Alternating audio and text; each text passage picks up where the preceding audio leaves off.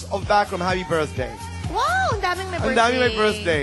Okay, Chris. Diretso tayo. Papaya, boy. Di ba alam natin ang papaya ngayon? Parang feeling natin para sa kutis talaga. Di ba? Parati yan ang iniisip ng tao. That's because of the soap. Right. Di ba? Pag sinabing papaya, talagang pampaputi ang ating Correct. iniisip. Pero, very nutritious siya talaga. At meron ako mga ginawa. Pag ngayong mainit, pwedeng malamig na papaya shake. Gumawa ako ng maanghang na papaya. Wow.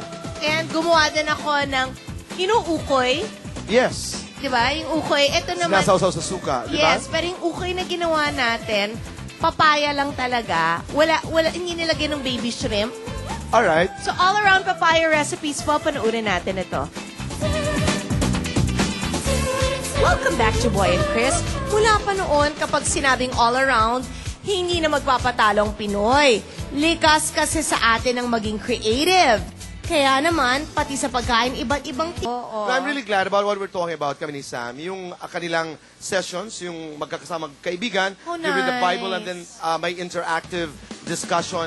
Sabi ko sa kanya at the end of the day, mga kaibigan, whatever you do, for as long as you become a better person, for as long as you become a better son, mother, okay yan. At na-enhance ang relationship mo with your creator. I think that's so important. Galing. Sam, yung house mo, I remember, when you came over to our house bago mag-Christmas, diba, you said, malapit ka na rin mag-move in. Ano na nangyari? You've moved in. Yeah, moved in na. Pero hindi pa tapos. Hindi pa tapos. Yung mga maliit na details lang. Pati yung, mas lalo yung theater room ko. Diba? Sabi ko nga sa kanya, hindi natatapos talaga ang bahay. Meron at meron ka talagang tatapos. It's a beautiful house. Ano idadagdag mo pa? Dun sa theater room, soundproofing, kasi maingay talaga. Kasi ang ganda ng theater niya. Tapos yung, parang yung, hindi ko alam, yung mga maliit na, parang they're still painting, doing a lot of painting, yung layers, yung finishing touches talaga. At Lahat. saka alam mo, kahit alas 3, alas 4 madaling araw, pag galing sa trabaho, pagdadating daw ng bahay, nag-aayos, naglilinis. Your room is beautiful. Chrissy, meron siyang loft. Hindi ka ba nahuhulog pag iniisip mo si Anne? Same designer ba kayo ni Boy or ni Sam? Si Miss Tess yung designer namin ni Tess Sam. She's very good. I met her. Oo, Yes. si Miss Tess. Tsaka before na ginagawa yung bahay ni Sam, parang mom ko yung caretaker. Kasi magkapit Best friend bahay lang kami. ng mommy niya. Sabi ko, bakit mo ba yung ginagawa? So, ano na nangyari sa'yo? Yung unit mo naman, naayos na. Naayos na. Kasi pinarenovate ko siya recently. Before, Zen yung ano niya. Ngayon, medyo parang Cosmo yung... Ano ibig sabihin ng Cosmo? Like, very girly. Ay, A woman. Galing.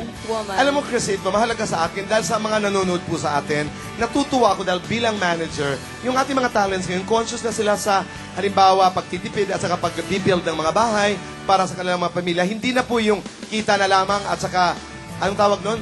Winawaldas lang ang pera. I'm really proud of you guys. Okay, dahil Gasolina nga, napag-usapan natin eh. Kaya, Correct. diba, na kung bakit kailangan mag-diesel na sasakyan and all. Oh. soon to be recording artist. All around. Ano Congratulations. klaseng songs? Pop alternative kasi yung genre Galing. ko. Sample? Sample? Kasi I am no Sarah Geronimo. Hindi talaga ako, tsaka Rachel But Ann. your I Bea wish Alonso, ganun ako. but your Bea Alonso, Yeah, alam mo ba, kaya ko lang Chrissy, i-offer. a lot in singing is acting. Kasi Naalala ko po hindi si pa Glenn Close nung Sunset Boulevard. Ang mga gumanap na ibang artista ay talagang mga tunay na singers. But I thought she delivered the best dahil inaarte niya ang pag-awit. Hannah Montana, di ba? Yes. Si Miley Cyrus. Oh. Sabi ni Sam, sample daw. Sample nga, parinig. One of the songs, Sample. ano ba yung ibang mga kanta doon? Dalawa kasing originals, tatlong revivals. Ano yung mga revival? Yung I'm Missing You. Well, hindi pa. Kanino yun?